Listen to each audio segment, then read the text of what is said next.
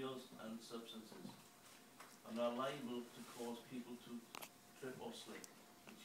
Waste materials and substances should be cleared away regularly and tools kept together in a box or bag when not in use. So when you take a drill to your workplace, you take the box with you as well, okay?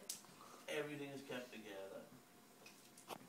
Right, holes and openings in doors must be filled in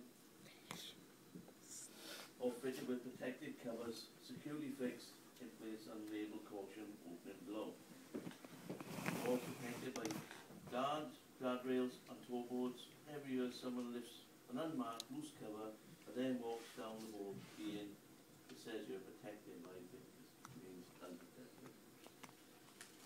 Suitable guardrails must protect edges of floors, roofs and other working places from which people can fall, or from which people can fall into water and ground, and toe boards as indicated by the risk assessment.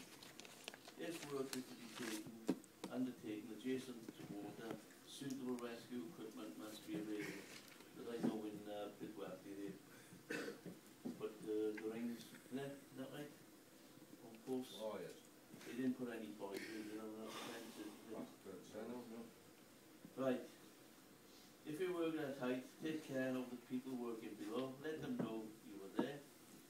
And take steps to prevent things from falling. Cautions might include cover the floor openings, toe boards, brick guards, barriers or safety nets, and the use of tool belts.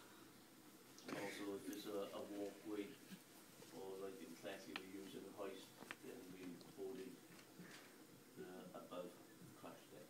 Right? That's protection. So there we are, that's the first small simple one.